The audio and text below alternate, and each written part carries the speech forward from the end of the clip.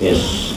दर्शकों नमस्कार, आप देख रहे हैं ऊष्मा की आवाज़। ऊष्मा की आवाज़ में आप सबका स्वागत है। आज हम चंदेरी ईसागढ़ विधानसभा को लेकर हमारे खास मेहमान अभी पर्सनल को लेकर अपन बात करते हैं विधानसभा का। तो चंदेरी ईसागढ़ विधानसभा पश्चिम में रखा गया नाम, क्या कारण हुआ कि चंदेरी विधानसभा रखा गया?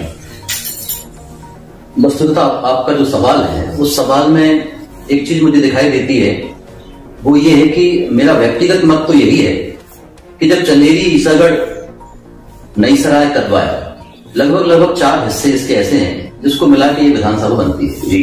और उसमें सबसे बड़ा क्षेत्र ईसागढ़ का आता है, लगभग 155 पोलिंग इसके अंदर शामिल हैं, जो सभी क्षेत्रों से ज्यादा है। तो इसका नाम ईसागढ़ विधानसभा ही होना चाहिए था और मैं मांग करता हूं कि इस विधानसभा का नाम ईसागढ़ विधानसभा हो। बाकी इसका नामकरण संभवतः चंदेरी इसलिए रहा होगा कि चंदेरी एक ऐतिहासिक नगरी है और वहां की साड़ियां प्रसिद्ध हैं और लोग चंदेरी को ज्यादा जानते हैं।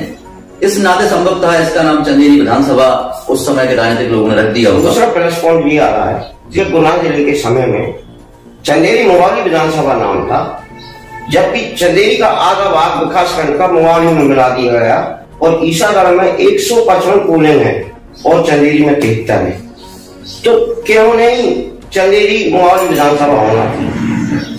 कई बार ऐसा लगता है कि राजनीतिक रूप से जहां पर अधिक शक्तिशाली नेता या नेतृत्व होता है उस आधार पर इनका नामकरण हो जाता है।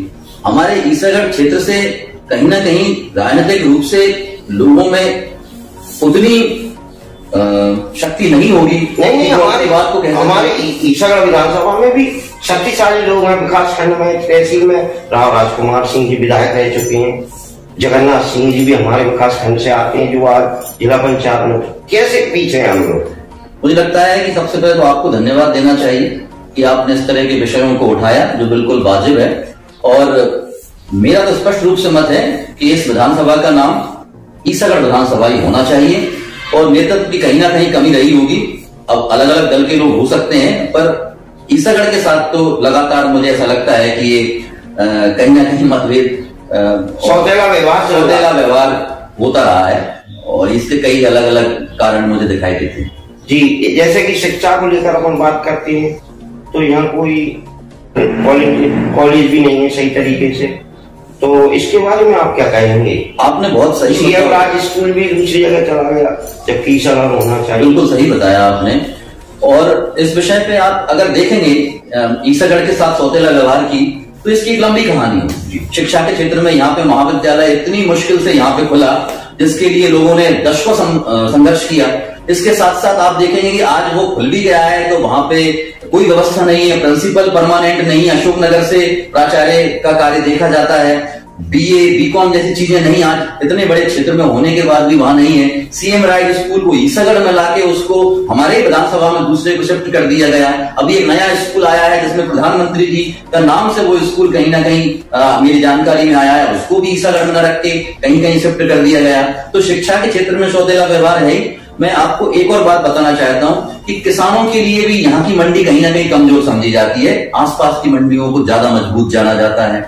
हम अगर इधर की बात करें तो हाँ, ये बात सही है, बेरोजगारी में हमारा ईसागढ़ बिल्कुल एक नंबर है। यहाँ के लोगों के लिए रोजगार नहीं है, उद्योग धंधे नहीं है, इस मामले में जरूर यहाँ पे वो एक नंबर है। व्यापारियों की परेशानियों के लिए हमारा ईसागढ़ बिल्कुल एक नंबर है। महिलाओं की शिक्षाओं में पिछड़ेपन में अगर आप देखेंगे तो बिल्कुल एक नंबर है।